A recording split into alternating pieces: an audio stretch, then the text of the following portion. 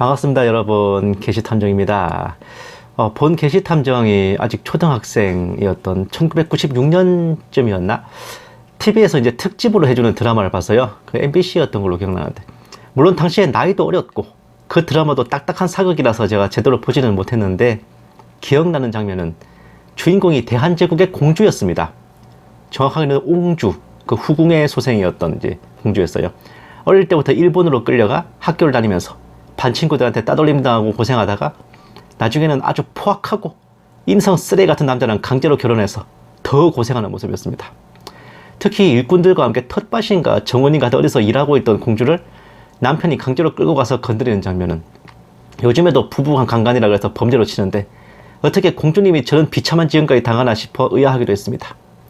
나중에 좀 커서 찾아보니까 그 드라마 제목이 덕혜였어요. 이것이 본 게시탐정이 대한제국 마지막 황녀인 덕혜옹주에 대해서 처음으로 알게 된 계기였습니다. 한 왕조가 저물어 갈 때 마지막 타이틀이 붙는 사람들은 다들 파란만장해요. 청나라의 마지막 황제 푸이, 러시아의 마지막 차르 니콜라이 2세 등이 그렇습니다. 그런데다가 공주라는 희소성까지 붙은 마지막 황녀 덕혜옹주는 이게 상당히 괜찮은 컨텐츠잖아요. 드라마나 연극은 물론 영화랑 소설까지 나왔습니다. 그래요? 베스트셀러가 된 권비영 작가의 소설 덕혜옹주는 참 유감스럽게도 일제강점기 내내 잊혀졌던 덕혜옹주의 인생과 발자취를 순전히 혼자 힘으로 발로 뛰어가며 파헤치고 찾아낸 일본 여성 작가 혼마 야스코의 연구서 도쿄의 힘에 그 덕혜희를 고스란히 표절한 작품입니다. 이분의 노력이 없었다면 덕혜옹주가 어떻게 살았는지 그 인생 경로를 아무도 알지 못했을 건데 언필칭 대한제국 마지막 황녀라 하면서 그분의 인생을 조명하는 노력을 일본 작가에게 빚졌다는 것은 참으로 아쉬운 일이자 감사해야 될 일입니다. 그리고 배우 손예진, 박해일 씨 주연의 영화 덕혜옹주는 잘 아시다시피 역사적 사실과는 전혀 상관없는 픽션의 극치를 달려가지고 호불호가 극심하게 갈리기도 했습니다.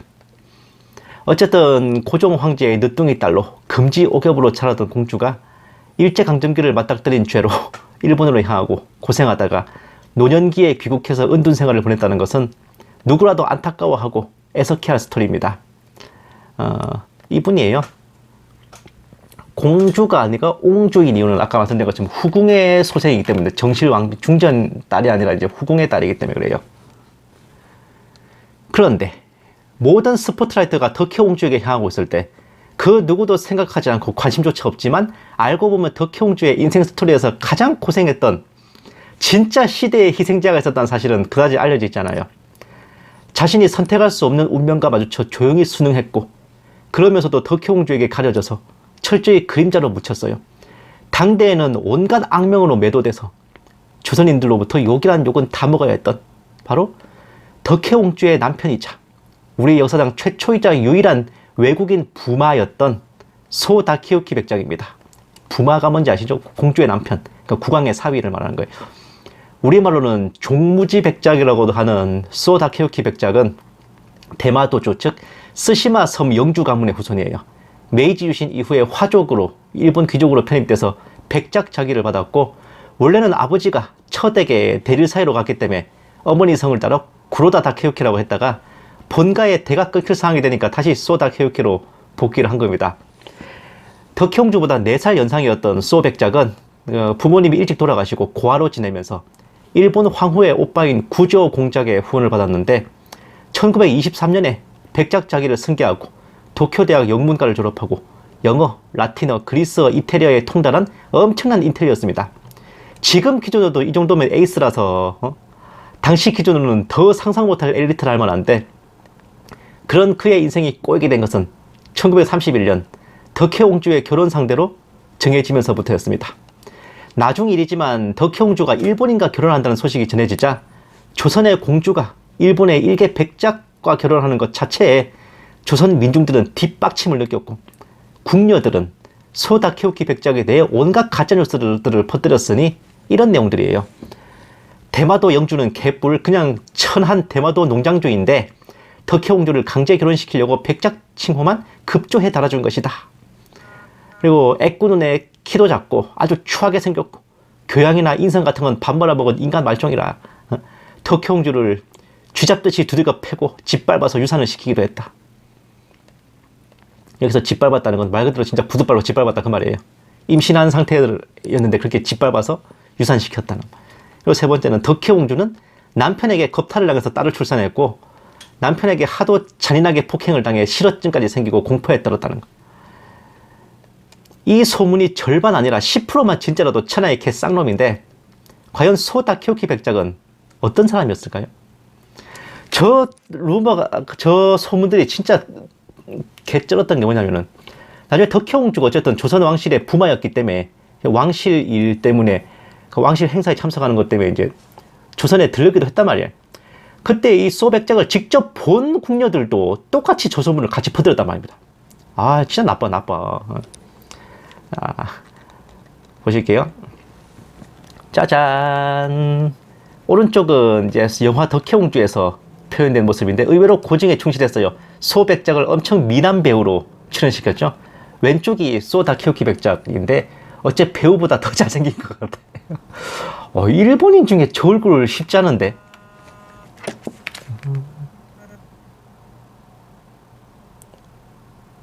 확실히 자, 또 보세요. 덕혜옹주와 소 다케오키 백작.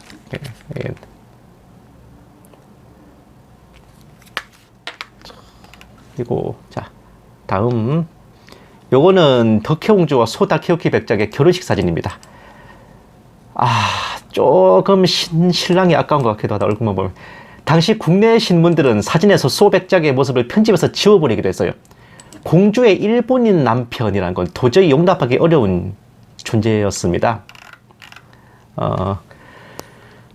도쿄 제국대학 영문학 전공에 몇 개 국가에 통달한 인텔리, 게다가 거의 서양인을 방불케 하는 꽃미남이자 시인의 화가이기도 했던 종합예술인인 이 소 다케오키 백작이 공주의 남자로 부적격하다고 조선인들이 느꼈던 가장 큰 이유는 신분 차이였는데, 아무리 못해도 일본 황족 남자 중에서 공작 정도는 되는 사람 중에 배필을 골라야지 어디 대마도 영주 따위의 백작 나부랭이가 뭐냐 이거였거든요.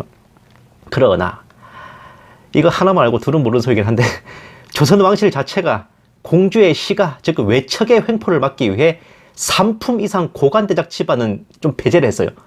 4, 5품 요 정도에서 부마를 들였습니다. 대마도의 영주는 조선으로부터 정3품 예조 참의의 명예직을 받아왔기 때문에 사실 신분 자체는 크게 문제가 또 아니었거든요. 게다가 덕혜옹주가 일본으로 강제 유학을 떠나기 전 8살 때 이미 고종 황제가 왕실 시종인 김황진의 조카 김장한과 약혼을 시킨 적도 있었기 때문에 왕실 시종보다야 백작이 더 높지. 신분 문제는 사실 구실이고 일본 남자와 결혼하는 것 자체가 싫었던 거라고 봐야 됩니다. 게다가 이 당시 덕혜옹주는 일본 생활로 인한 스트레스, 부모님의 갑작스러운 급사 등으로 인한 정신적 충격 등이 겹쳐서 조현병을 앓았습니다. 일본의 남자 황족들도 정신병자라고 하면 당장 파혼당하는 판에 황족도 아니라 망국의 공주 정도는 그런 상황이라면 결혼하겠다는 상대가 있다는 게 신기할 노릇이거든요. 제정신이라면 대한제국 황녀고 뭐고 이런 혼사에 동의할 가문이 어디 있습니까? 조현병 걸린 여자를 며느리로 받을 집안이 어디 있어요? 그런데 소 다케오키 백작은 고아였습니다. 거절할 힘도 없어, 배경도 없어. 그래서 덕혜옹주와의 결혼을 받아들였던 겁니다. 보세요. 예, 결혼하고 나서 이제 소 백작의 고향인 대마도를 방문한 덕혜옹주 부부인데, 정략 결혼이긴 하지만 이 왼쪽 보시면 덕혜옹주님 표정이 좀 밝아 보이죠? 역시 남자 얼굴이 정말 중요하구나 많이 느낍니다. 다만 여기에서부터 소 백작의 인생이 고달파졌어요. 학생으로서 학업을 하고 교수로서 강의를 하고 예술가로서 작품을 하는 와중에 조현병을 앓는 아내 덕혜옹주의 간병을 오롯이 떠맡아야 했습니다. 딸 정혜가 태어난 후에는 아픈 아내가 딸을 키울 수 없어서 육아까지 떠맡았어요. 그 와중에도 아내와 계속 한방을 쓰면서 덕혜옹주의 간병을 하인들에게 맡기지 않고 본인이 수발을 들었습니다. 손님이 찾아와서 대화를 나누는데 대뜸 들어와 끝없이 웃어대기도 하고, 이야기 상대가 아무도 없는 2층에서 혼자 깔깔거리고 웃어대고 여기저기 돌아다니는 등 그야말로 요즘도 가족들의 피를 말리고 영혼을 황폐하게 만들 조현병 증상을 겪던 덕혜옹주였지만 당시 의학기술로는 정신병을 낫게 할 방법이 없었어요. 아내의 이런 모습을 외부인들이 알고 조롱할 것을 우려했던 소백작은 끝끝내 스스로 간병을 했습니다. 1945년까지 15년 동안 그렇게 눈물겨운 결혼 생활을 이어가거든요.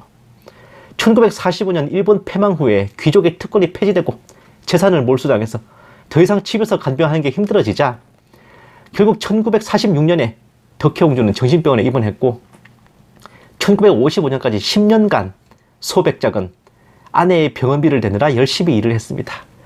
당시 일본의 대졸 초임 회사원 연봉이 6,500엔인데 그 병원비가 월 1만 엔이었어요. 이거 보통 액수가 아니었잖아요. 소백작은 투잡, 쓰리잡 뛰면서 노력해야 했습니다. 눈물 나다. 왜 1955년까지냐면 10년간의 별거 생활을 안타깝게 여긴 덕혜옹주의 오빠 영친왕 이은의 허락으로 두 사람이 이혼했기 때문에 부부 사이에 딸 하나밖에 없어서 소백작 가문의 대가 끊길 위기에 처하자 그 집안에서는 가망 없는 덕혜옹주와 이혼하고 재혼할 걸 권했기 때문입니다. 이렇게 소다케유키 백작과 덕혜옹주는 25년 만에 남남이 돼서 불행한 결혼 생활을 마치게 됐어요. 수려한 외모에 당대 최고 수준의 에이스였던 소다케유키 백작은 신혼 1년 제외하고는 간병 14년, 병원비 10년으로 그야말로 비운의 삶을 살아가야 했지만 그럼에도 불구하고 너무나 야속하게도 소백작은 과연 덕혜옹주를 사랑했을까? 가 논쟁거리가 되는 게 사실입니다. 근데 생각해보면요. 연애 결혼은 개뿔이잖아요. 그 당시 상황에서. 집안이 정해준 혼사잖아요. 다들. 결혼 당일에야 배우자 얼굴을 처음 보는 게 한국에서나 일본에서나 상식이라서 거진 숙명으로 받아들이고 살아갔던 그 시대라고요. 그랬던 시절에 그 모진 운명에 순종해서 아내의 손발이 되어 살았던 것 자체가 사랑 없이 가능한 일입니까?